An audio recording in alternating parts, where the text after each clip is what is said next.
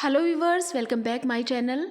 आज की इस वीडियो में मैं आपको बीए फर्स्ट ईयर का इंग्लिश प्रोज और राइटिंग स्किल का जो पेपर है उसके कुछ मोस्ट इम्पोर्टेंट क्वेश्चन आंसर्स बता रही हूँ जो आपके एग्ज़ाम्स के लिए बहुत यूज़फुल हैं।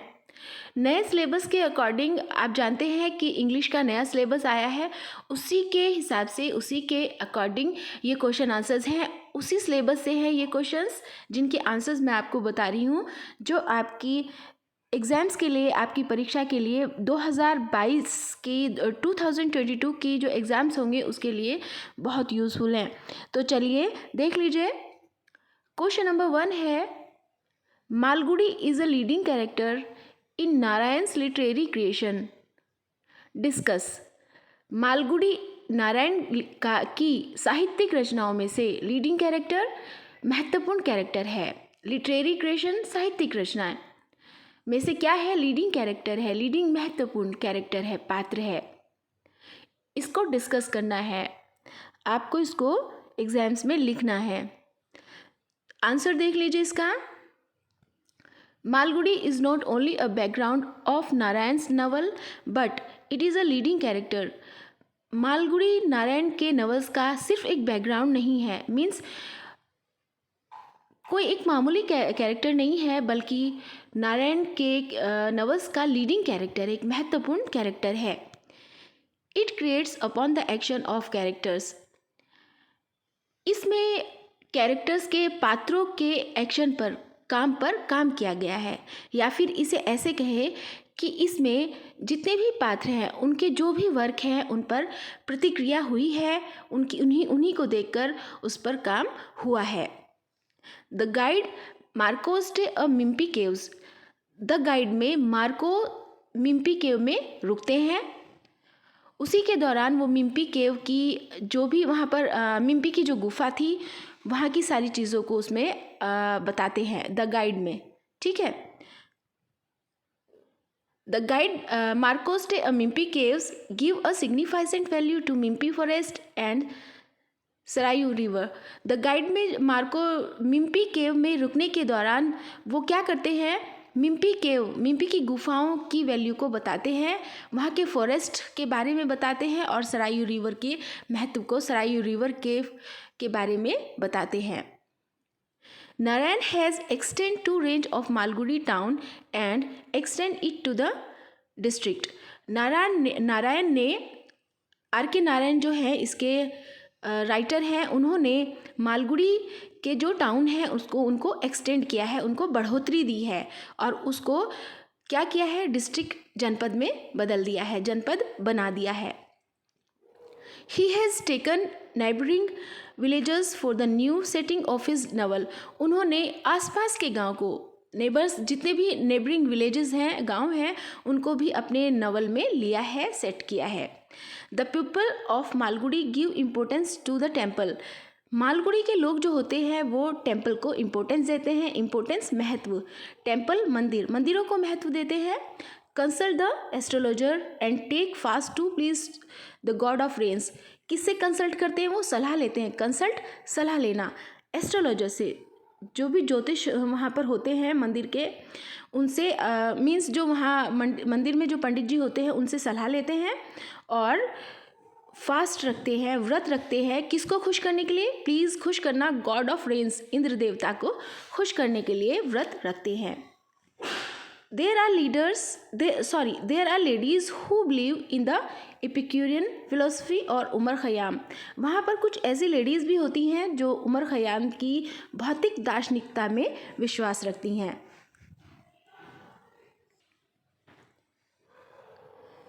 The action of all the 11 novels and all the 4 scores are more short stories except the dozen is set in the imaginary small town of Malgudi. सभी 11 उपन्यासों और 1 दर्जन कहानियों से अलग 80 से ज़्यादा जितनी भी कहानियाँ हैं उन सब के मनसज्जा का जो भी निरूपण है, मतलब जो मनसज्जा में को किस में लिया गया है, उन सबको एक छोटे से गांव मालगुडी में उनका वर्णन किया गया है, उनको शो किया गया है। समवेयर इन साउथ इंडिया, जो साउथ इंडिया में कहीं पर है। अब नेक्स्ट देख लीजिए question number 2, discuss love is one of the main theme in Tagore's creation. Discuss कीजिए कि लव मेन थीम है रविंद्रनाथ टैगोर के रचनाओं का, क्रिएशंस का, थीम उद्देश्य है।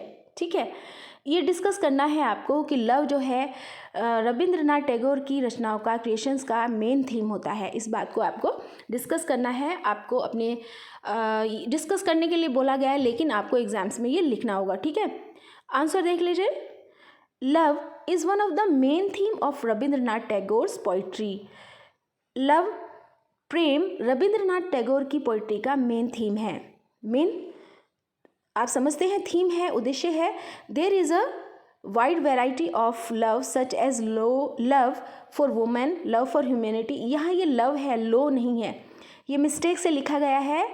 इसकी स्पेलिंग है LOVE, LAW रॉन्ग है ये, LOVE लव कर लेना आप। Love for women, love for humanity, love for God, love for nature and love for his country, love for beauty and truth. There is a wide variety, यहाँ पर बहुत सारी, wide means बहुत सारी varieties हैं। ठीक है, किसकी वेराइटी हैं? लव की। जैसे such as love for women, औरतों के लिए प्यार, लव फॉर ह्यूमैनिटी, मानव जाति के लिए प्यार, लव फॉर गॉड, ईश्वर के लिए प्यार, लव फॉर नेचर, प्रकृति के लिए प्यार, love for his country and love for his beauty and love for beauty and truth, अपने देश के लिए प्यार और सुंदरता और सच्चाई के लिए प्यार। बहुत सारी इनकी रचनाओं में बहुत सारी वैरायटी देखने को मिलती है। इनकी पोइट्री में रविंद्रनाथ टैगोर की बहुत सारी लव की वैरायटीज़ देखने को मिल जाती हैं। He has comprehensive views of life, जीवन के लिए, लाइफ के लिए इनके जो विचार हैं, व्यूज़ हैं, वो बहुत कॉम्प्रिहेंसिव है, बहुत व्यापक है। He is as much a part of love and patience, he is a point of love, as much a part, he is as much a part of love and patience.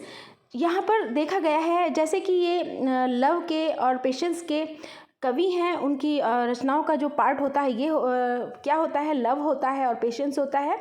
As he is a point of love of God जब and religion, वहीं पर इनकी poetry में love देखा गया है किसके लिए? गॉड और रिलीजन के लिए भी लव देखा जा रहा है। Although he recognize the physical basis of, यहाँ पर उसके यद्यपि मतलब ऑल्दो, जबकि यहाँ पर उसका फिजिकल बेस ही देखा जा रहा है। ठीक है, फिजिकल बेस ही यहाँ पर पहचान आ रहा है, रिकॉग्नाइज, पहचान।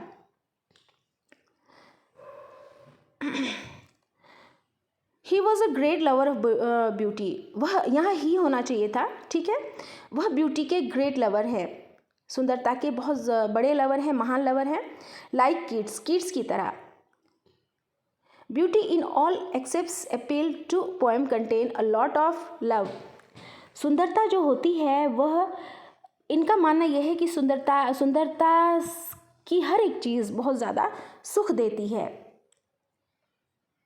Beauty, colour and his love for God to these in lies, इनका जो है ना, in beauty in all accepts appeals to poem contains a lot of love, इनका ये मानना है कि सुंदरता बहुत ज़्यादा सुकून देती है, सुंदरता से, सुंदर चीज़ें, सुंदरता की हर चीज़ बहुत ज़्यादा सुकून देती है, दिल को तसल्ली देती है, बहुत अलॉट ऑफ, बहुत ज़्यादा, बहुत सारी।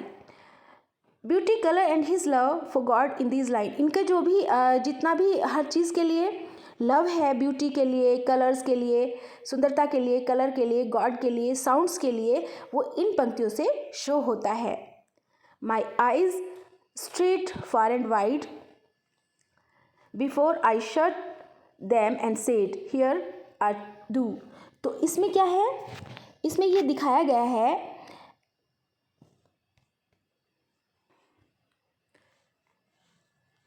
My eyes straight far and wide before I shut them and said here at you at you, आँखों को बंद करने के बाद, आँखों को बंद करने से पहले, आँखों को बंद करने से पहले मैं चारों ओर विघम दृष्टि से देखता हूँ, मैं चारों ओर अंत दृष्टि से, अपनी अंदर की नज़र से देखता हूँ हर चीज़ को, और पुकार उठता हूँ हियर आर डू, ईश्वर आप यहाँ हो। गॉड आप यहाँ हो, अल्लाह आप यहाँ हो। क्या पुकारता हूँ? हियर आर डू, ईश्वर आप यहाँ हो। तो ये जो कुछ मोस्ट इम्पोर्टेंट क्वेश्चन आंसर्स थे, 2 ही थे, और मैं अपनी ऐसे ही मैं अपने चैनल पर 2-2 या 3-3 करके क्वेश्चन आंसर्स डालती रहूँगी। ये शॉर्ट क्वेश्चन आंसर्स हैं, इनको आप लिख लीजिएगा। इनको आप और बढ़ा करके, अगर लॉन्ग में भी लिखने के लिए आ जाते हैं तो आप इनको थोड़ा सा और बढ़ा करके लिख सकते हैं, खुद से भी बना सकते हैं। अगर आपने चैप्टर पढ़ा है तो आप चैप्टर को अच्छे से उसके आंसर्स आप खुद भी बना सकते हैं। कुछ ये लर्न कर लीजिए, कुछ और इसमें मिक्स कर दीजिएगा। अगर लॉन्ग वाला आता है तो आप इसको लॉन्ग में भी लिख सकते हैं। तो देखते रहिएगा मेरी वीडियोस को, और मेरे चैनल को सब्सक्राइब कीजिएगा, बेल आइकन को दबाइएगा। Okay, thank you.